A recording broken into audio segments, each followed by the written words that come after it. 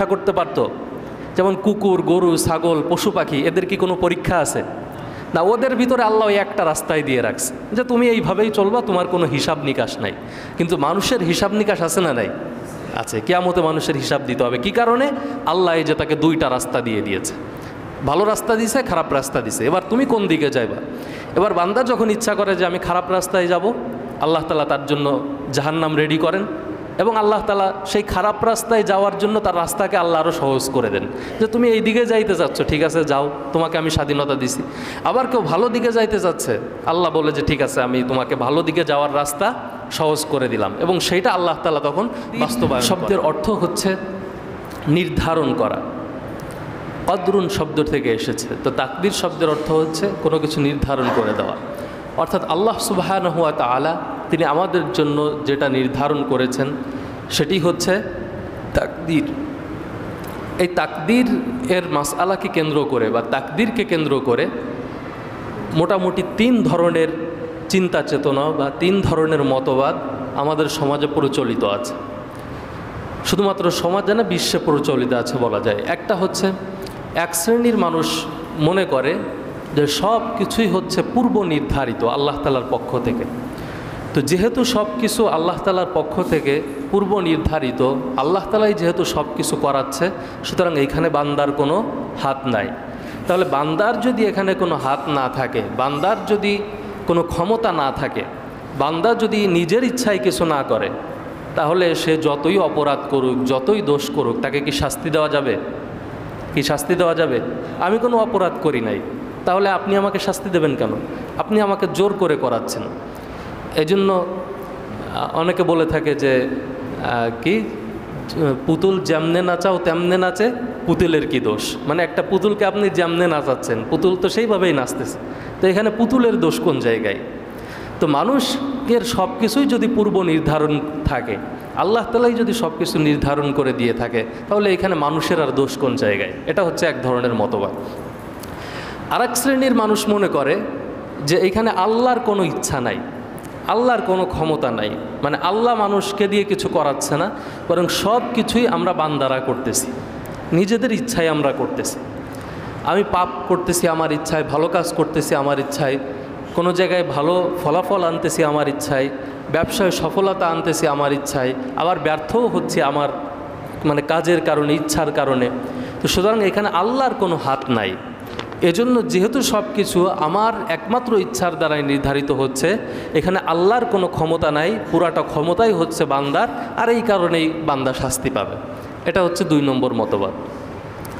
আর 3 নম্বর যেই ধারণা আমাদের সমাজে, এই উভয় দলের মাঝখানে আর একটা মতবাদ আছে, সেটি হচ্ছে আল্লাহ তাআলারও ক্ষমতা আছে, আবার বান্দাকেও আল্লাহ তাআলা ইচ্ছা দিয়ে রেখেছেন।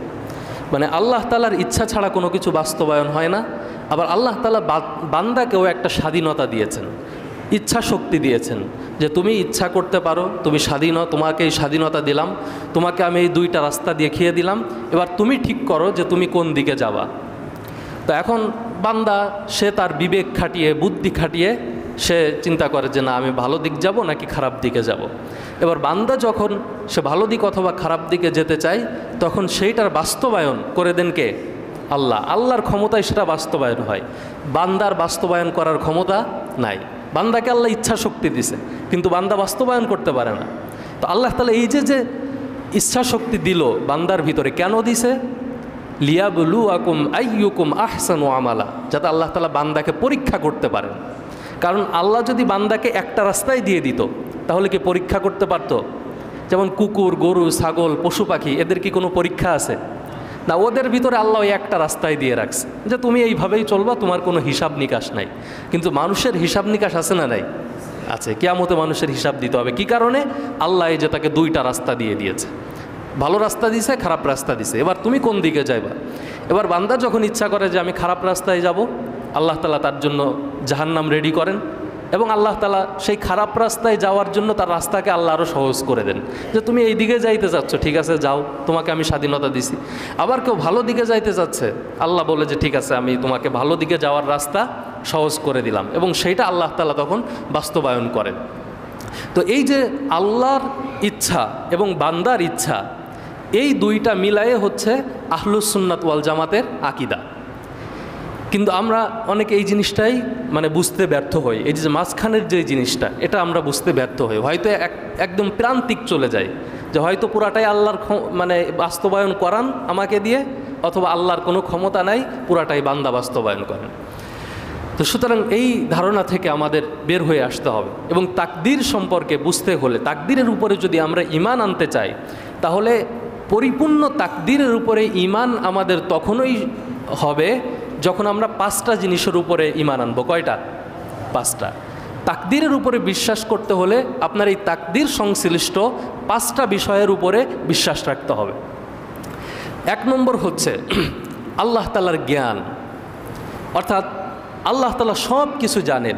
দুনিয়াতে যা কিছু ঘটবে, যা কিছু ঘটতেছে, কিয়ামত পর্যন্ত যা কিছু হবে, মানুষের জীবনে যা কিছু হবে, আসমান জমিনে যা কিছু আছে, এই সব কিছুর জ্ঞান আল্লাহর আছে না নেই? আছে। আল্লাহ তাআলা বলছেন সূরাতুল আনআমের ভিতরে, وعنده مفاتيح الغيب لا يعلمها إلا هو ويعلم ما في البر والبحر وما تسقط من ورقة إلا يعلمها। আল্লাহ তাআলা বলছেন তিনি হচ্ছেন সেই আল্লাহ, সেই আল্লাহর কাছে মাফাতিহুল গায়েব, গায়েবের চাবি রয়েছে। অদৃশ্যের যত জ্ঞান, এই সব কিছু আল্লাহর কাছে আছে। লা ইয়ালামুহা ইল্লাহু, অদৃশ্যের জ্ঞান একমাত্র আল্লাহ ছাড়া কেউ জানে না। আল্লাহই হচ্ছে আলিমুল গায়েব। ওয়া ইয়ালামু মা ফিল বাররি ওয়াল বাহর, সমুদ্র পৃষ্ঠে, আমাদের ভূপৃষ্ঠে অথবা সমুদ্রের নিচেই যা কিছু ঘটনা কেন, এই সব কিছু আল্লাহর জ্ঞানের ভিতরে আছে। ওয়া মা তাসকুতু মিন ওয়ারাকাতিন ইল্লা ইয়ালামুহা, এমনকি গভীর জঙ্গলে তোমাদের ভূপৃষ্ঠে একটি গাছের পাতাও যদি জমিনে পড়ে, তোমরা জেনে রাখো ওই যে গাছের পাতা জমিনে পড়ছে, ওই জ্ঞানটাও আল্লাহ তাআলার নলেজে আছে। সুবহানাল্লাহ। কোন সময় কোন গাছের পাতা পড়তেছে এটা আল্লাহ জানেন কি জানেন না? জানেন। আল্লাহ তাআলা বলছেন ওয়ালা হাব্বাতিন ফি জুলমাতিল আরদ, এমনকি ঘুটঘুটে অন্ধকারের ভিতরে, জমিনের ভিতরে যেখানে ঘুটঘুটে অন্ধকার, কিচ্ছু দেখা যায় না, এরকম কোনো জায়গায় যদি একটা সরিষা দানা পর্যন্ত পড়ে থাকে, ওয়ালা রাতবিন ওয়ালা ইয়াবিসিন ইল্লা ফি কিতাবিম মুবিন, এমনকি কোনো শুকনো জিনিস অথবা কোনো ভিজা জিনিসও যদি কোনো অন্ধকারে পড়ে থাকে, মনে রাখবা এই সব কিছু আল্লাহর কিতাবে আগে থেকেই লিপিবদ্ধ রয়েছে। সুবহানাল্লাহ। তার মানে এখন একটা গাছের যেই পাতাটা পর্যন্ত পড়তেছে, এমনকি জমিনের একদম অন্ধকারের ভিতরে যেখানে শস্যের একটা দানা পর্যন্ত পড়ে আছে, আল্লাহ তাআলা বলছেন শোনো, জেনে রাখো ওই জিনিসটা আমার কিতাবের ভিতরে লিপিবদ্ধ আছে। তার মানে আমার জ্ঞানের ভিতরে এটা আগে থেকেই আছে। সুতরাং এই যে আল্লাহ তাআলার জ্ঞান, এটাকে বিশ্বাস করতে হবে। সূরাতুত তাহার ৯৮ নম্বর আয়াতে আল্লাহ তাআলা বলছেন ইন্নামা ইলাহুকুম ইলাহুকুমুল্লাহুল্লাযী লা ইলাহা ইল্লাহু ওয়াসিআ কুল্লা শাইইন ইলমা। আল্লাহ তাআলা বলছেন তোমাদের ইলাহ তো সেই আল্লাহ, তিনি ব্যতীত আর কোনো উপাস্য নাই। আর ওয়াসিআ কুল্লা শাইইন ইলমা, আর সব কিছু আল্লাহ তাআলার জ্ঞানকে পরিবেষ্টন করে রেখেছে। মানে আল্লাহ তাআলার জ্ঞান সব কিছুকে পরিবেষ্টন করে রেখেছে। এখানে হচ্ছে বোঝার বিষয়, আল্লাহ তাআলা বলছেন আমার জ্ঞান সব কিছুকে পরিবেষ্টন করে আছে। এই যে আমরা দুনিয়াতে চলাফেরা করি, দুনিয়াতে আমরা বসবাস করি, দুনিয়াতে যেই কাজই আমরা করি না কেন, এই সব কিছু আল্লাহর জ্ঞান দ্বারা পরিবেষ্টিত।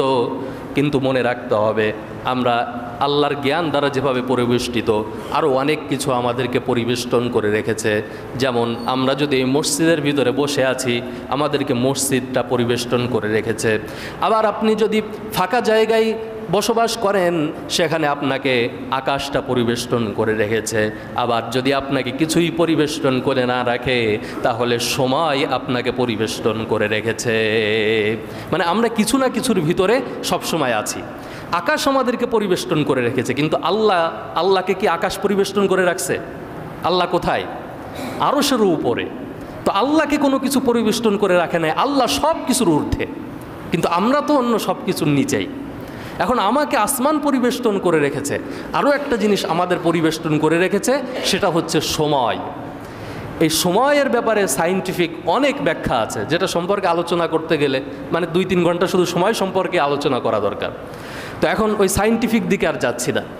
এই সময়টা আমাদেরকে পরিবেষ্টন করে রেখেছে। কিভাবে? আমরা সময় থেকে কখনো বাইরে যেতে পারি না, কারণ সময় কয়টা কাল থাকে? 3টা কাল, অতীত, বর্তমান আর কি ভবিষ্যৎ। এখন আপনি যত কাজই করেন এই 3 কালের বাইরে কি কোনো জায়গায় আপনি যাইতে পারবেন? হয়তো আপনি যে কাজটা করে ফেলেছেন সেটা কি অতীতে, আর যেটা আপনি এখন করতেছেন এটা কি বর্তমান সময়ের ভিতরে আপনি আছেন, আর যেটা আপনি করবেন ওইটা কোন সময়ের ভিতরে আছে? ভবিষ্যৎ সময়ের ভিতরে। তার মানে ভবিষ্যতে সময়ে যেটা হবে ওই সময়টা আপনার কাছে এখনো আসে নাই, এজন্য ভবিষ্যতে কি ঘটবে আপনি এটা জানেন না, কারণ আপনি সময়ের সাথে সংশ্লিষ্ট। এবার বোঝার চেষ্টা করেন, আমি মানুষ, এজন্য আমি সময়ের সাথে সংশ্লিষ্ট। আমি হচ্ছে গোলাম, আমি হচ্ছে আব্দ, আমি হচ্ছে মাখলুক, এই জন্য আমি সময়ের সাথে সংশ্লিষ্ট। আমি কখনো সময়ের বাইরে যাইতে পারি না, এই 3 সময়ের কোনো একটা সময়ে আমাকে থাকতে হয়। কিন্তু আল্লাহ, তিনি হচ্ছেন খালেক, তিনি হচ্ছেন সৃষ্টিকর্তা। আল্লাহর সাথে সময়ের কোনো সংশ্লিষ্টতা নাই। আল্লাহকে অতীত, বর্তমান, ভবিষ্যৎ দিয়ে কখনো বেষ্টন করা যায় না। সুবহানাল্লাহ।